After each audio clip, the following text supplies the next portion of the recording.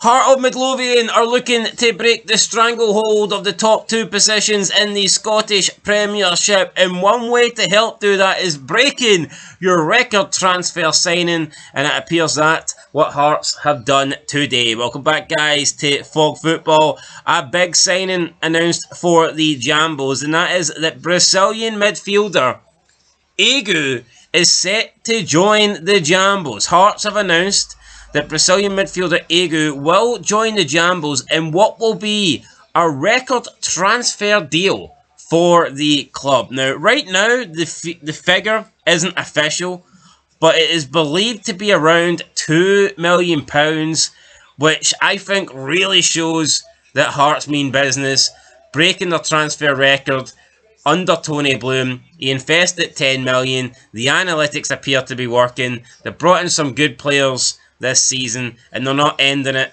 They're wanting to bring in more, and not only do they have Ageu set to join in a record transfer deal, they're also after experienced German goalkeeper and former Bundesliga goalkeeper Alexander Schlowolu, who has played for Schalke, Union Berlin, and also Hertha Berlin. So a very solid string of clubs there. So this looks pretty good for Hearts, in my opinion. Business is booming. I mean, to spend 2 million, or near enough 2 million, is a crazy figure. But I tell you what, Tony Bloom putting his money where his mouth is, because, I mean, it's very... I mean, how many times have Hearts actually spent over $1 million on a player? The 7-figure fee? How many times? I mean, we're talking, like, not that many. I mean, we've seen Hibs do it this summer. You've got Aberdeen did it on Clarkson. It rarely happens, folks, right? So for this guy to be signed for 2 million, I'm afraid to say it, but there's going to be a lot of pressure on him. Now, I mean, I could be wrong, but I'm struggling to think of one player Hearts have actually paid over £1 million for.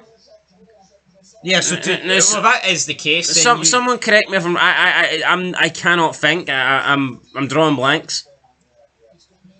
I know Hearts have sold a lot of players for over £1 million, but I mean, I can't really think of any players that brought in.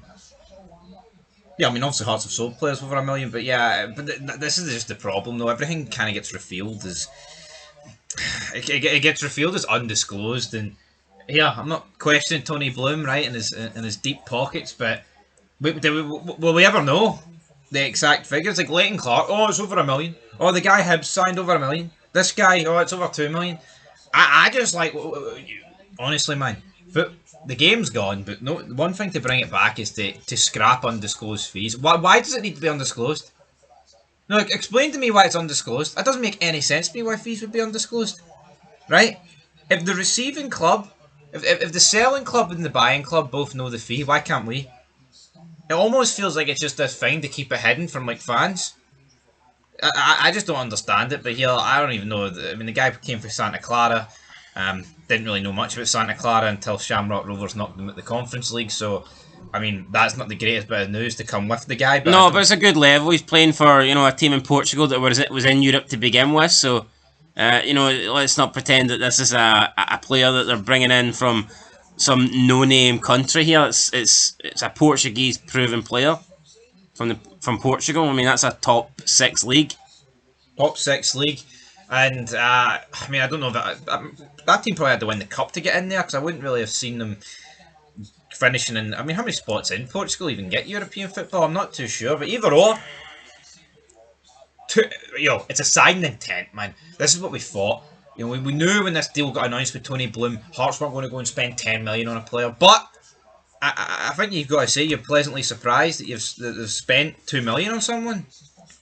No, I am, and hopefully spend more, but this isn't just a throwaway signing, this is a signing... Although, based off Google, it feels like a throwaway signing, because you've spent the best part of 5 minutes trying to find this guy. Well, you spent the best part of 5 minutes starting your ass off, and it didn't really get you anywhere, did it? So, I mean, you had to go bury me, because I wasn't even burying you. I was just fucking questioning this guy's, you know, star power, so to speak. Where is he? I was questioning my existence in life, trying to listen to you string a sentence together, mate. But you bury, right, Adam Adair.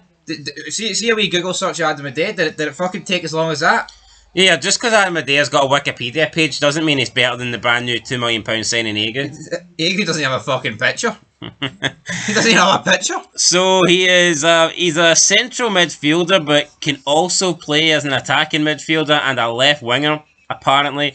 As we discussed, he is Brazilian, yet to have a call-up for the national team, but here's hoping that will change. Now, at the moment, Transfer Market is reporting his value to be around 800,000, but I have seen other reports saying that Hearts are paying around the £2 million fee, so I think it would be closer to that. Again, I don't have the Hearts transfer record, highest fee sum in front of me right now, but I would imagine they've spent more than 800,000 before, so either way, it's a good signing. I hope it's a good signing, but it's a positive signing. It's a signing that you can be excited about. Like, you're a Hearts fan, are you excited about it? Absolutely, I'm excited about it. I mean, yeah, my team's probably not going to win the league, so I've probably got to have to put a lot of faith in this guy to stop a certain 5 in a row, so we'll take him every day of the week, but reality is, we won't know till he gets down on that bit of grass and delivers. Right. And hopefully for Hearts he does. But 23-year-old, maybe he has 2 good years, make a bit of profit on him. That's got to be the aim, that's the business model these days. Well, see, I think that will be the aim, because that's what happens with Brighton and Union St Gelossi, so I'm going to imagine that with Tony Bloom, it's going to kind of be the same interest there. Obviously they want to bring success to these clubs, but I think the long-term goal will be for Hearts to bring in players, sell them on, make money, then reinvest. That's what it's got to be, because in Scotland it's just not feasible to spend a couple of £1 million on players every single season and not make any money back on them. No, totally, and it's what you have to do in order to get closer to the top 2. You have to make money on the players that you bring in. There's no point Tony Bloom putting 10 million in, sliding the guy for 2 million. And we've seen it so many times with Rangers and Celtic over the years. They've signed players for decent money, and then when they actually go, they go for peanuts. Rangers are the worst for it, man. I mean, look at Oscar Cortez. That guy, 4.5, never going to make that back. Yeah, there's been so many times. Hearts can't afford to spend 2 million and get $250,000 back 3 years later. No, definitely not. But anyway, talking about signings, like a player that is not signed just yet, but is set to sign by the looks of things, is Alexander Schlolo, who used to play for Schalke, Union Berlin, and Hertha Berlin. So this guy's got a lot of pedigree, a lot of experience in the Bundesliga top flight. He's also played for Freiburg and Arminia Bielefeld. So he's got a lot of games as a goalkeeper. He's 6'3", 33 years old. Now, I think that the goalkeeping position at Hearts perhaps isn't as strong as we once thought. I think the Sander Clark is showing, the more he seems to play, the more vulnerable he seems to look. Now, I like Clark, and I'm not saying that he's not good enough, but I don't think he's as good as we once thought, or at least he's not as good as I once thought. And Craig Gordon, we can say what we want about the guy, and he has been great, but the fact is, he is constantly getting older. He does seem to pick up little niggles now. Injuries at his age could have a bigger effect than injuries would have had on him 10 years ago. He's just not the future for Hearts. He's maybe got 1 year left in him. I think this will be his last year. But I can certainly see why people would say it's a waste, Hearts bringing in a goalkeeper. There's other areas we could improve on. I get that. But I also think that here, the goalkeeping position may be something that we can improve on when you factor in that perhaps Sander Clark this season's looked a bit shaky and that Craig Gordon can't have many more games left in him. Totally agree. But this guy's stats here suggest that he's been like a number 2 at all the clubs he's been at. Not a lot of appearances racked up over the years, so maybe he's fine with playing number 2 to a 45-year-old Craig Gordon, who knows, but is he going to be fine with playing number 3 behind Sander Clark? But you're right about Gordon. You can't just keep putting faith into a 40-year-old. Well, you say he's been a number 2, but I don't know, at Freiburg, I mean, he's playing like over 30 games a season. He only played 34 in the Bundesliga, so 2016-17, he played 34. 2017-18. Well, he's became a second choice goalie. Alright, how about that? Has he? Yes, look at his last 2 seasons, right? 1 game and then 6 games, 7 games all in. That's a second choice goalie. No, unless he broke both his legs, like Craig Gordon. Well, that could happen. No, I mean, no, right. I'll take it back. I believe once upon a time he was first choice, now he's second choice. And you're not siding him, right? Back in the mid-2010s when he was first choice. It's 2025, big man.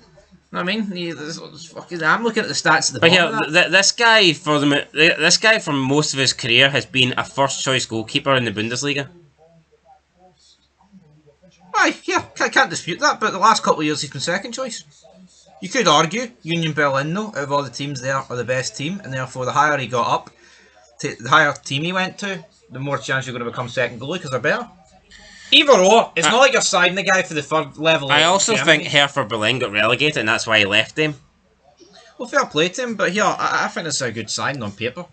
You know, siding a guy with a lot of Bundesliga experience. He's 33, which for a goalie, man, if Craig Gordon's anything to go by, this guy can give you a decade. Yeah, and it doesn't look like Hearts are done just yet, because Derek McInnes has also says that they're looking to bring in even more signings before the deadline on Monday, and he wants at least another 2. So I tell you what, if we get in, well, we've already got in Ageu. If we get in Schlolo, and I'd be reasonably happy with that, to be fair. But if we can get an additional 2 signings in, and we don't lose any key player, I mean, I'd say the only key player Hearts have lost this season would be James Penrice, and I've been really happy with how Harry Milnes came in and almost made that Penrice loss not be a loss. Because I was expecting Penrice to be a massive blow, because undoubtedly was our best player last year. Tom English, right, asked Russell Martin, can you tell us what's improved under your watch? And he said, you'll need to ask the staff in the building. What a bastard. Honestly, just had to interrupt the Hearts transfer talk for that, because this guy's fucking out of his depth. Imagine turning, you have to ask the staff in the building. No, I'm asking you.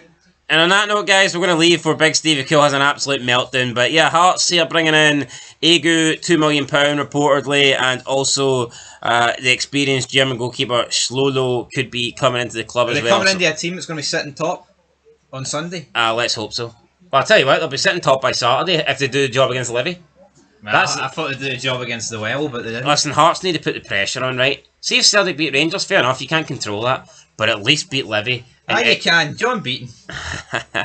Anyway, guys, that's it. Catch you in the next one. Till then, peace.